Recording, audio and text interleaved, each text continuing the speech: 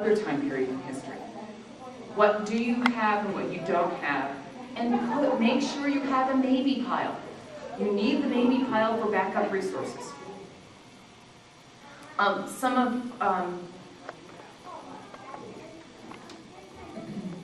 Why this order? Shouldn't I know my goals before I go looking for resources? No. In having your goals before you go look for your resources, you get too critical. It doesn't quite meet your expectations. It doesn't quite meet your goals. Getting everything that's possibly there helps you define your goals, helps you articulate them more and really see what's out there, what's not out there. What are you going to have to do to achieve your goals? So casting the wide net, finding your goals, and then weeding through puts you in a better place of writing the actual curriculum. Your goals also help you keep and reject various resources. The Island Keeper is a great story. It's a great survival story. It's very girl-centered. The girl is the main character, and I reread it, and it is not really a boy book at all. So it went out of mine, okay? So having your reading through after you've had your goals gives you that freedom and flow. The first three steps of finding resources, defining goals, and rejecting resources flow easily together. They often bleed into each other. For example, my husband had numerous Army resources, and that led me to think about prison escape, which led me to realize that I hadn't included anything on urban survival. So I had to go back on urban survival, knowing the subway system and including that. I could have rejected these resources in my weeding out, but because they didn't fit with my original goals, but instead it led me back and let me get more resources. The next three steps often flow together the same way. They do have an order, but they kind of bleed into each other and you kind of move back and forth through them. The first thing you need to do is you need to come up with a calendar. This is my calendar for Science of Survival.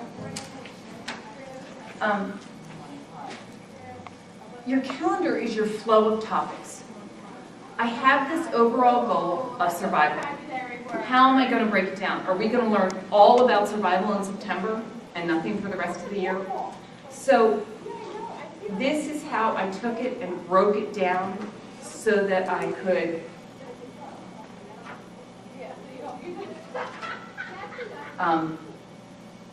figure out where I was going.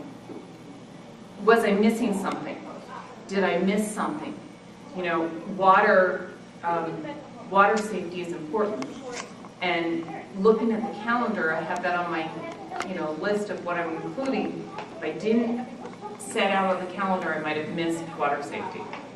So get your calendar, get how you're going to flow from one topic to another. For digging into government, I went from why do we have government? Because why do we have a government is kind of foundational before you look at types of government and how do you change a government. So how are your topics going to flow? For a health assessment class, I did an overview, and then I did a body system. Very, very simple. Some topics lend very easily into a flow. Others you have to kind of squeeze, like, where am I going to include this in? Obviously, Arctic survival was going to be in the winter months. If you're doing Civil War history, and you know that most of the Civil War reenactments go on, in the spring, you want to have more of that showing up in your spring. Okay. From your calendar of flow topics, you then come up with a format. A format is kind of like, what does each topic look like? For science of survival, and I'm using these as examples, the format is kind of like, what is going to be in there? My weekly assignments, see, blogs, journals, topic investigations, literature. I had bi-weekly assignments, something every other week. What kind of format was going to work for your topic, for your calendar? How do you get it to actually function? Okay? Because you can take this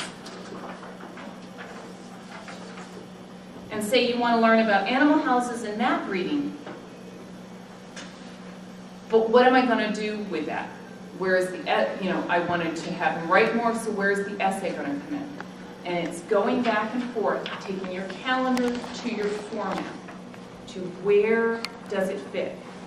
And I had weekly, bi-weekly, monthly. With digging into government, I had an entirely different format, because science of survival, that didn't work. Trying to do things by a calendar, it's an entirely different kind of idea. I happened to find a archaeology website that talked about the different ways you do archaeology. And first you survey the area, or first you find the site, then you survey the area, and then you do the digging, and then you do the analyzing. And so, for digging into government, we find the book, we do the brief survey where we're reading it and understanding it, and then we do the actual digging and analyzing. So, it's finding what is going to take your calendar and your ideas and make them into a practical layout. This is harder than it looks, but also easier than it looks.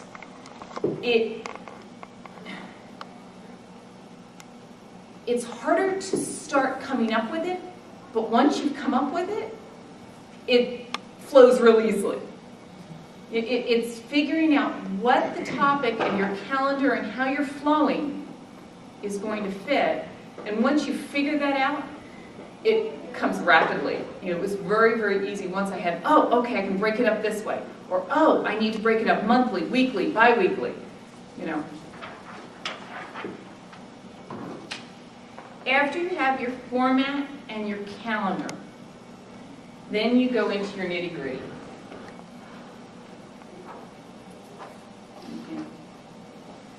And the nitty-gritty is taking, okay, I'm going to lose everything here. Okay, this is my January nitty-gritty. Okay, so January, I have edible winter plants, snow techniques, and emergency blanket.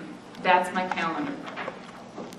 My format is I'm having essays every other week, hikes, blogs, journaling, research. So, this is the nitty-gritty. He's doing the reading. Remember, I'm having him read good stories. I've got every other week writing essays. So here's my bi-weekly writing the essay and the 3 topics.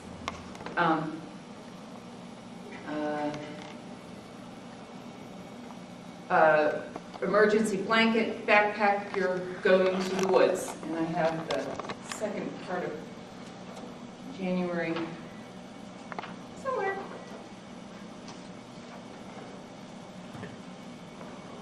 Oh.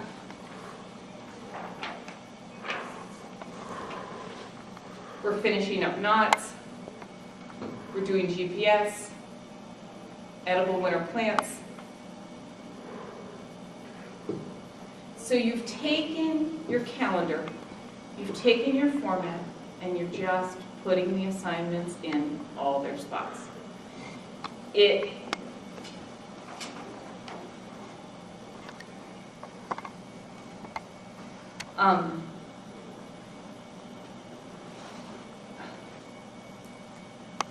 After you've done your assignments for each of these